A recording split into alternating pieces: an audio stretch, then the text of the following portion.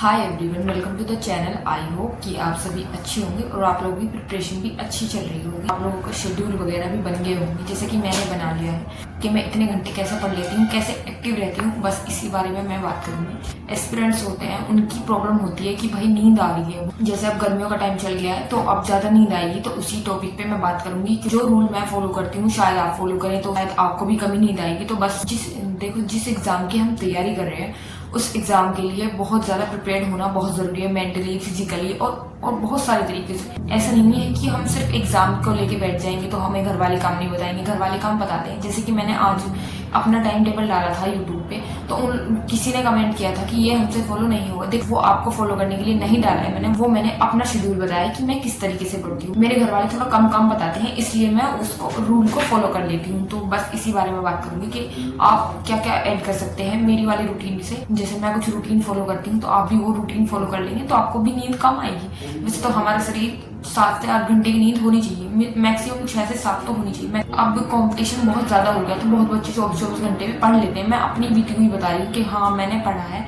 उस टाइम मुझे बिल्कुल नींद नहीं आती थी। जब पहले यूपी पुलिस का जनवरी फरवरी के करीब एग्जाम हुआ था तो मैंने सुबह के 8-9 बजे तक, मतलब आज बैठ गई हूँ पढ़ने के लिए, तो कल सुबह के इतने बजे ही मतलब नींद नहीं आती थी, बैठी रहती थी, पढ़ती रहती थी। यही रहता था कि बस हो जाए। तो वो एग्जाम मेरे ज्यादा अच्छा गया था कंपेरेटिव जो टाइम लेकर मिला था। चलो उसे छोड़ते हैं और अब मैं बात करती हूँ अपने वाले टॉपिक पे कि क्या आपको शेड्यूल में मेरा वाला शेड्यूल फॉलो करना है तो कर लीजिएगा आप।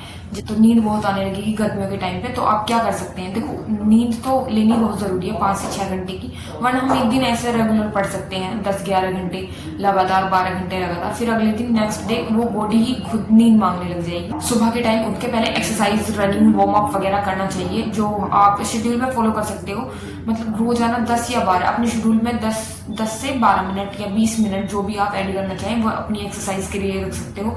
दूसरा है कि जिस रूम में आप पढ़ रहे हो वो रूम एकदम शांत होना चाहिए। ऐसा होता है ना कि बहुत रोशनी कम है या फिर लाइटें कम है, जहां हम बैठे हैं वहां लाइटें कम है, तो वो नहीं होना चाहिए। प्रॉपर लाइट होनी चाहिए। हमारी मम्मी भी सुबह के टाइम लाइट वगैरह ऑन कर देती है हमें उठाने के लिए, तो बस आपको भी वही फॉलो करना है। सेकंड है कि आप जिस भी रूम में पढ़ रहे हैं वो शांत हो और उसमें मोटिवेशन के लिए कुछ लगा हुआ हो। ना भी लगा हुआ तो कोई बात नहीं, लेकिन लाइट तो बहुत अच्छी वाली होनी चाहिए। लाइट मतलब ऐसे नहीं है 1 या 2 लगा लो, जो कम लाइट दे रही है तो 1 भी बहुत है। लाइट मतलब रोशनी होनी चाहिए उस रूम में जिस रूम में आप पढ़ रहे हो। दूसरा है कम खाना। देखो, हम क्या होते हैं कि जब मैं अपनी बता रही हूँ कि मुझे बहुत भूख लगती है, मैं बहुत खाती हूँ, फिर भी ऐसी हूँ, लेकिन मैं बहुत, सच में बहुत ज्यादा खाती हूँ। मतलब शाम को भी मेरा इतना पेट नहीं भर जाएगा तो मैं नहीं छोड़ती। तो आपको क्या करना है कि थोड़ा हल्का खाना है, जैसे दलिया हो गया या कोई खिचड़ी हो गई, ये जैसे कॉफी वगैरह। कभी कभी जैसे अब आपके एग्जाम्स आ रहे हैं, जैसे मैं बता देती हूँ कि अब दिल्ली पुलिस के एग्जाम के, जैसे मेरा एग्जाम है दिल्ली पुलिस का, 2-3 दिन रह गए हैं, तो उससे पहले हम ट्राई कर सकते हैं ब्लैक कॉफी। तो आप कम खाना खाइए, दलिया खा लीजिए, ओट्स, दलिया, ओट्स, ये सब चीजें खा लीजिए। तो कम खाओगे तो ज्यादा शरीर ज्यादा चलेगा और नींद भी कम आएगी। कि जब हम पढ़ने बैठ जाते हैं तो बस आंखें और हाथ ही काम करते हैं।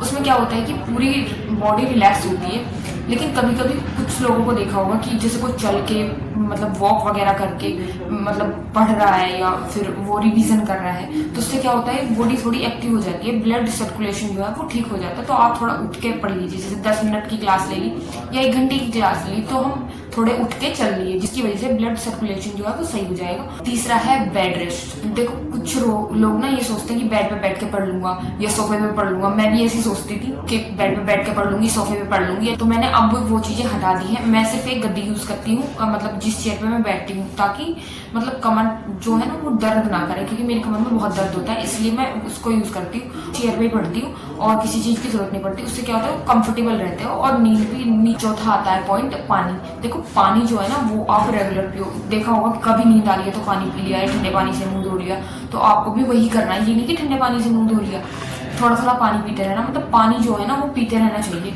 वो तो सबके लिए ही अच्छा है, लेकिन ज्यादा पानी भी हानिकारक होता है। तो आप पानी ज्यादा से ज्यादा पीजिए तो आपके लिए सही रहेगा और उससे आपको नींद भी कम आएगी। तो बस यही है जो मैं फॉलो करती हूँ। सुबह को एक्सरसाइज और रोशनी वाला रूम, और उसके बाद कम खाना, और बेड जो जिस पे भी मैं बेड वगैरह पे, सोफा वगैरह पे नहीं पड़ती, कंफर्टेबल जोन मतलब छोड़ देना है एक तरीके से। और आपने बेड, चटाई या फिर गाँव में बोलते हैं खाट वगैरह, इन सब चीज़ों पे नहीं बैठना। एक चेयर और एक कुर्सी पे बैठ सकते हो। और पानी ज़्यादा से ज़्यादा पीजिए, तो आपको लगेगा कि हाँ इम्प्रूवमेंट है, थोड़ी नींद कम आ रही है, और एक्टिव ज़्यादा रहिए। एक्सरसाइज बहुत ज़रूरी है, वो आप रोजाना भी कर सकते हैं। ठीक है, धन्यवाद।